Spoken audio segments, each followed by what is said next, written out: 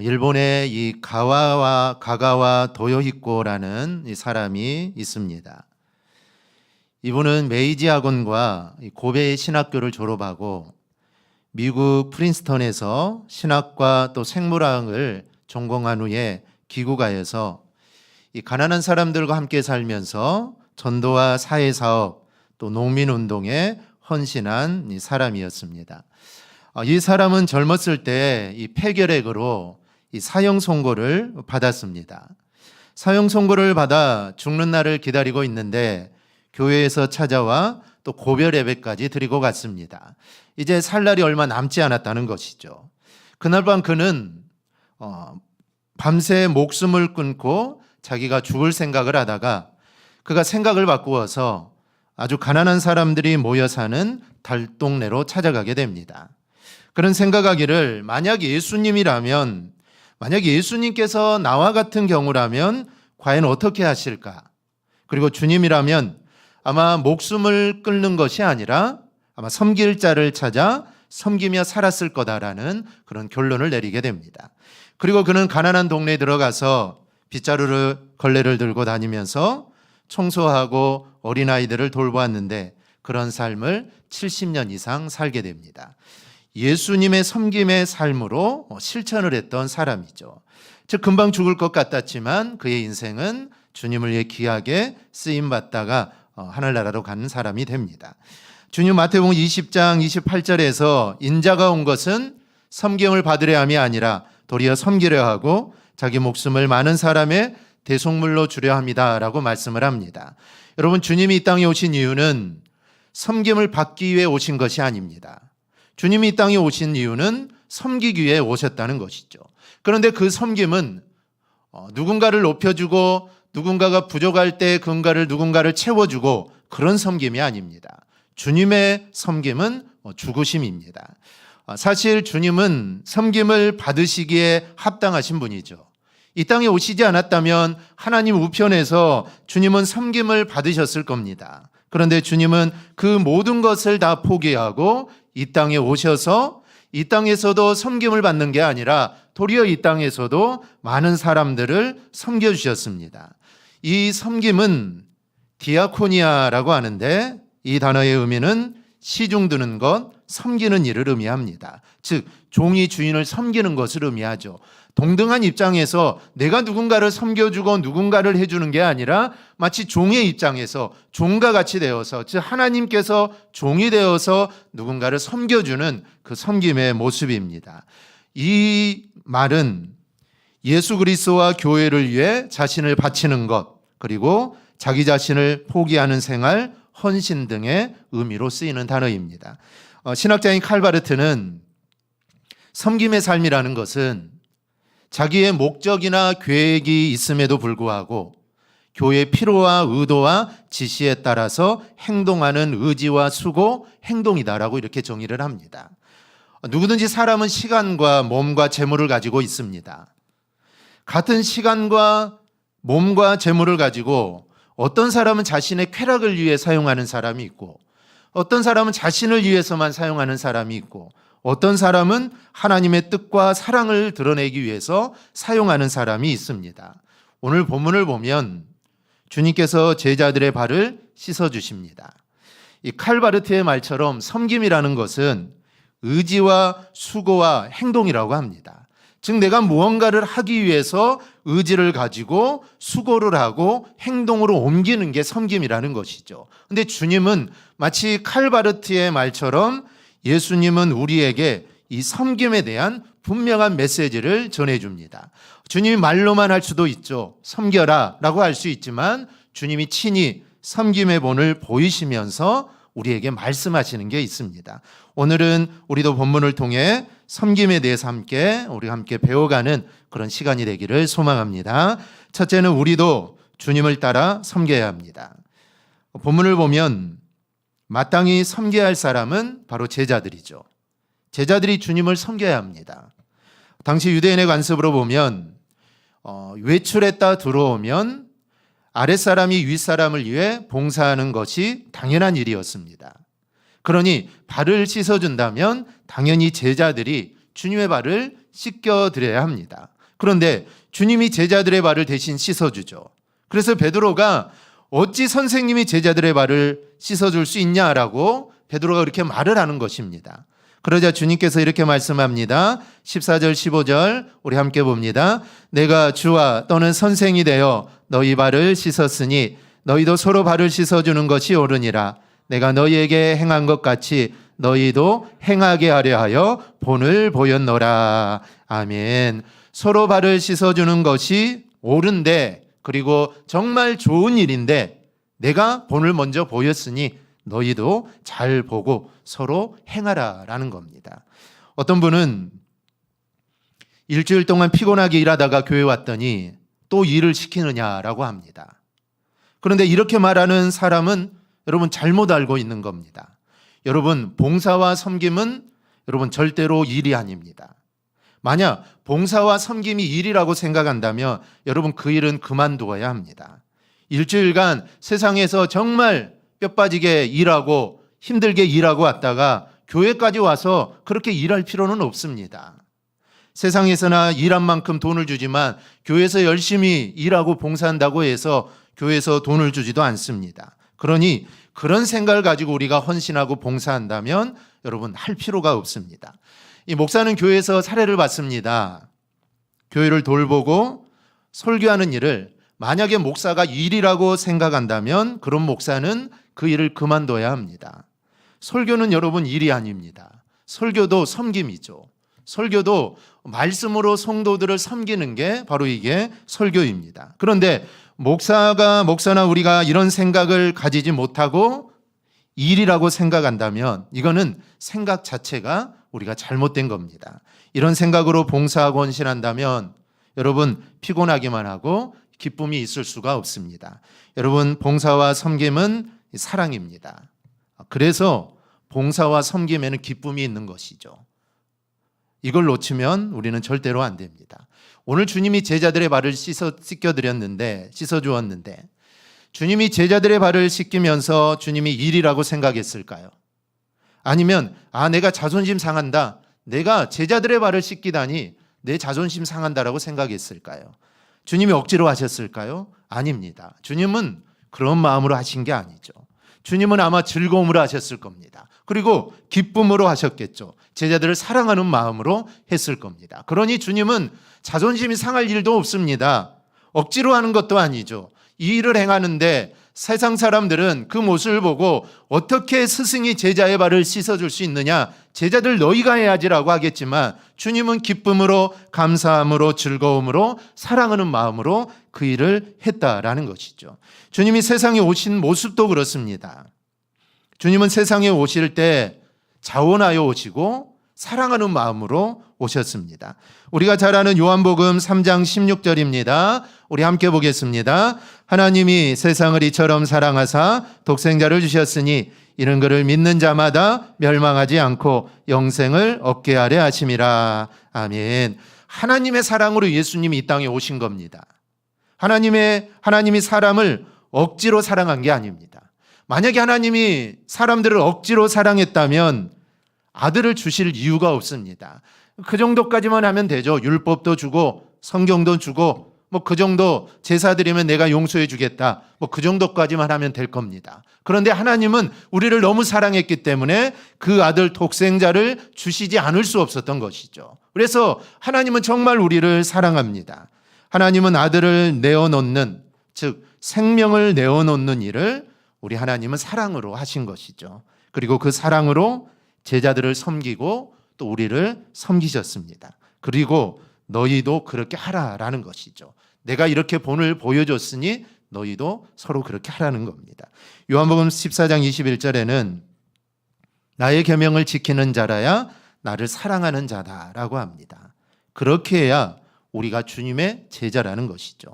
우리는 오늘 본문을 통해 주님은 우리 모두가 섬기고 봉사하며 살아가야 한다는 그 사실을 우리에게 말씀해 줍니다. 그러니 우리는 내가 할 수 있는 것을 찾아 여러분 섬기며 여러분 봉사하십시오. 그리고 봉사할 때 반드시 즐거운 마음으로, 여러분 기쁜 마음으로 해야 합니다. 기쁜데 기쁘지도 않은데 하는 거는 나에게도 좋지 않고 하나님께도 좋지 않습니다. 하나님은 우리가 억지로 하는 것을 원하시지 않습니다. 그렇다면 우리를 그냥 억지로 다 구원해 주셨겠죠. 하나님은 그런 우리의 마음을 원하시는 게 아니라 우리가 자원하여서, 우리가 솔선수범하여서 우리의 죄를 회개하고 주님을 의지하여 구원받기를 원하십니다. 그래서 주님도 우리에게 주신 것이고, 우리와 봉사와 헌신도 너희가 그렇게 즐거운 마음으로, 기쁜 마음으로 하기를 우리 하나님은 바라십니다. 그렇게 할 때 우리 하나님이 기뻐 받으시고 또 나에게도 즐겁고 기쁜 일이 된다라는 것입니다. 그러니 우리 모두 주의 일을 할 때 늘 즐거운 마음으로, 그리고 기쁜 마음으로 할 수 있기를 축복합니다. 둘째로, 주님은 하기 싫은 일은 우선적으로 섬겨야 한다라는 교훈을 줍니다. 본문의 섬김에 대한 교훈이 마태복음 20장에도 기록되어 있습니다. 그런데 주님이 제자들의 발을 씻겨주기 전에 하나의 사건이 있습니다. 그 사건과 오늘 예수님이 발을 씻겨드린 사건과는 연결이 됩니다. 야고보와 요한의 어머니가 주님을 찾아가서 자기 아들들을 높이 써달라고 부탁을 하죠. 이 일로 인해 제자들의 감정이 상합니다. 자기들도 높은 자리에 올라가고 싶은데 청탁이 들어온 것이죠. 그러니 마음이 상할 수밖에 없죠. 그러다가 집에 들어갑니다. 그러면 누가 봉사를 해야 합니까? 당시의 관습대로라면 제자들입니다. 그런데 감정이 좋지 않으니 당연히 섬김이 없습니다. 이 감정이 좋아야지 주님의 발도 씻겨드리고 서로의 발을 씻겨둘 텐데, 이 감정이 지금 나쁘다 보니까 서로 씻겨둘 마음도 생기지 않습니다.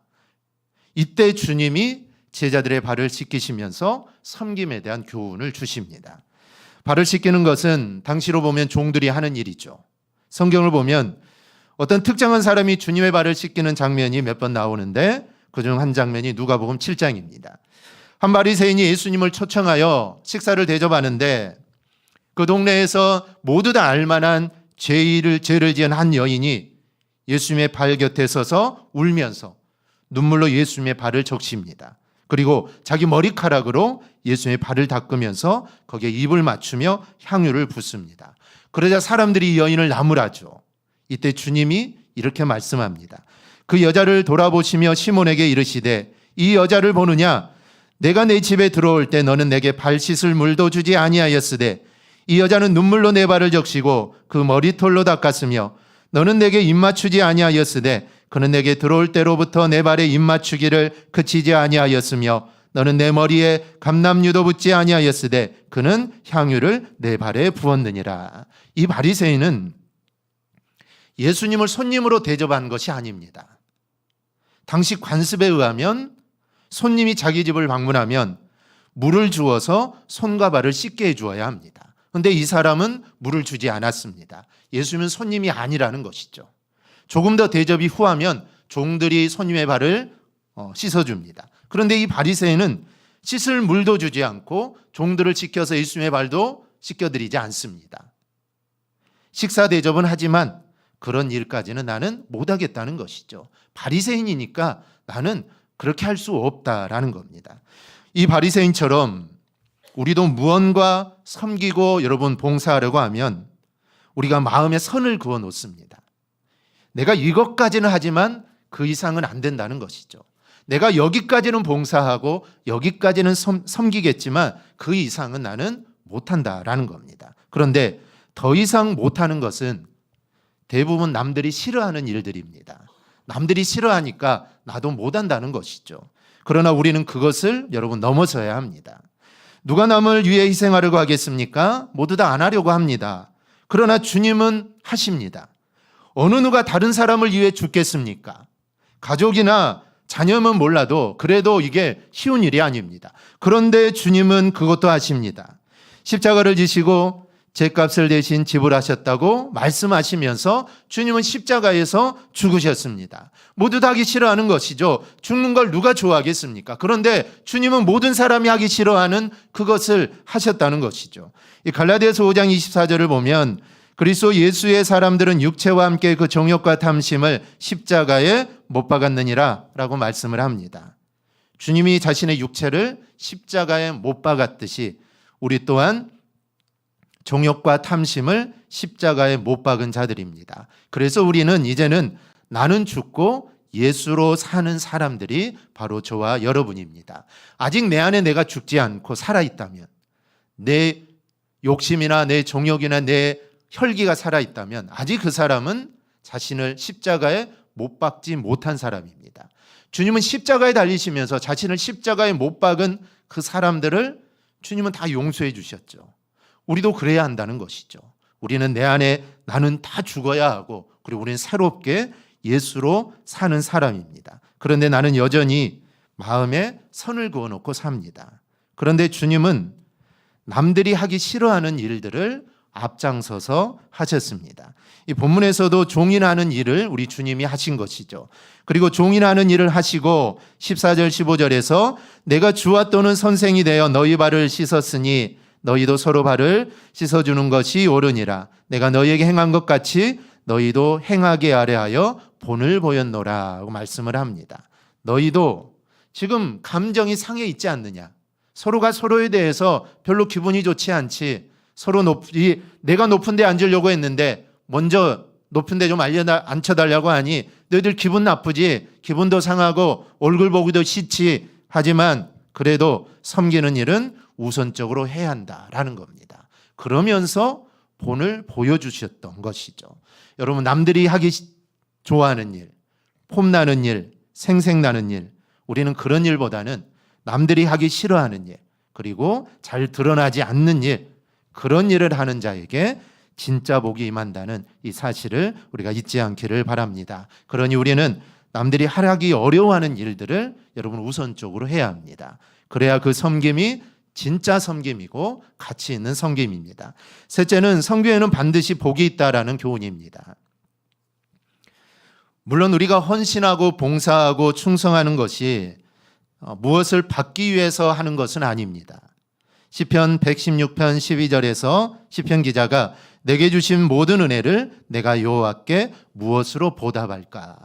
즉 우리가 하나님께 받은 은혜가 있습니다. 그래서 그 은혜를 내가 무엇으로 과연 보답할 수 있을까? 우리는 이런 마음으로 교회를 위해 헌신하고 우리가 충성하는 겁니다. 그런데 하나님은 이렇게 섬기는 사람에게 은혜를 주시고 복을 주신다라고 합니다. 하나님 입장에서 한번 생각해 보면 교회는 주님이 피값으로 사신 곳입니다. 주님의 피가 묻어 있는 곳이 이 성전입니다.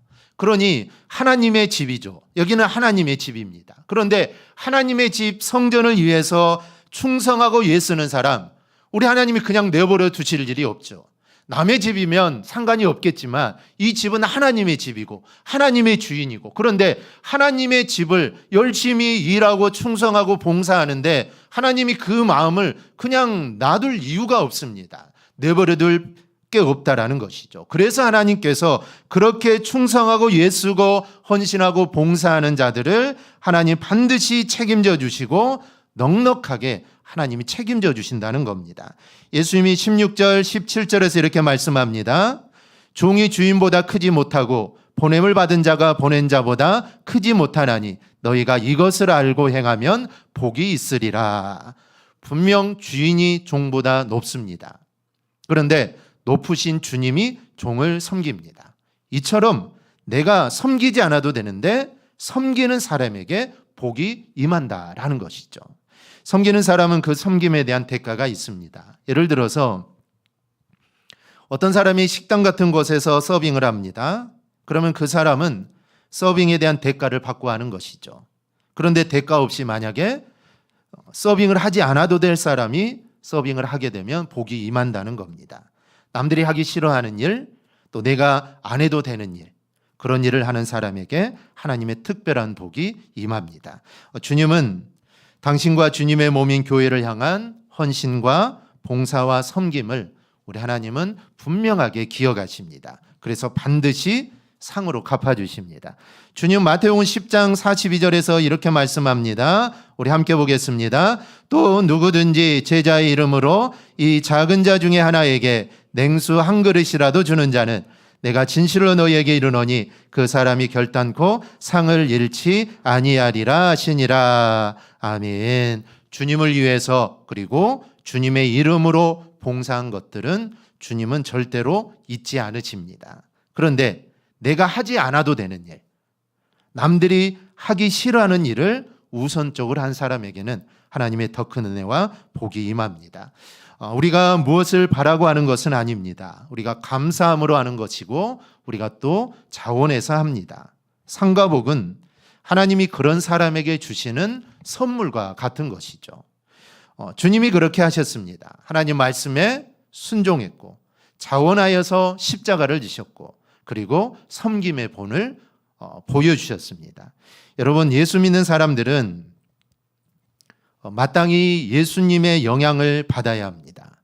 그런데 예수 믿는 사람들 중에서도 예수님의 영향을 받지 않고 세상의 영향을 받아서 세상 사람들과 똑같이 욕심을 부리며 사는 성도들이 있습니다. 자기만 생각하는 그런 성도들도 있죠. 그러나 분명 주님께서는 우리에게 섬김의 삶을 살라라고 말씀하십니다. 그래서 그리스도인들은 반드시 이 섬김의 삶을 살아야 합니다. 그래서 남들이 하기 싫어하는 일에 우선순위를 두고 살아가야 합니다. 이것은 교회에서뿐만 아닙니다. 교회에서만 해당되는 게 아닙니다. 세상에서도 마찬가지입니다. 직장에서도 마찬가지죠. 남들이 하기 싫어하는 일은 나도 하기 싫어하고 나도 하기 싫어하는 일은 상대방도 다 하기 싫어하는 일들입니다. 그렇다면 우리 믿는 자는 상대방이 하기 싫어하는 일, 나도 정말 제 일은 하고 싶지 않은데 그런 일이 있다면 아무도 하지 않는다면 우리 믿는 자가 그 일을 먼저 해야 한다는 것이죠. 이게 세상에서 섬기며 사는 모습입니다. 그러면 세상 사람들은 손가락질할 수도 있죠. 다 하지 않은데 왜 네가 하느냐? 다 하지 않은데 할 필요가 무엇이 있느냐라고 말할 수도 있습니다. 그리고 내가 더 피곤할 수도 있죠. 일이 더 많아질 수도 있습니다. 하지만 그게 우리 주님이 세상에서 또 직장에서 삶의 터전에서 주님이 나에게 바라시는 모습입니다. 이런 모습은 교회 안에서도 동일합니다. 교회 안에서도 정말 하기 싫어하는 일, 그 일을 우선순위에 두고 내가 그 일을 해야 합니다. 그렇게 할 때 교회가 든든히 세워져 가는 것이죠. 그렇다면 내가 주님을 위해, 주님의 교회를 위해, 다른 사람을 위해 할 일은 과연 무엇이라고 여러분 생각하십니까? 오늘 말씀을 보면서 우리 모두 결단하는 시간이 되기를 바랍니다. 내가 무엇을 할까? 다른 사람이 하기 싫어하는 일이 과연 무엇일까?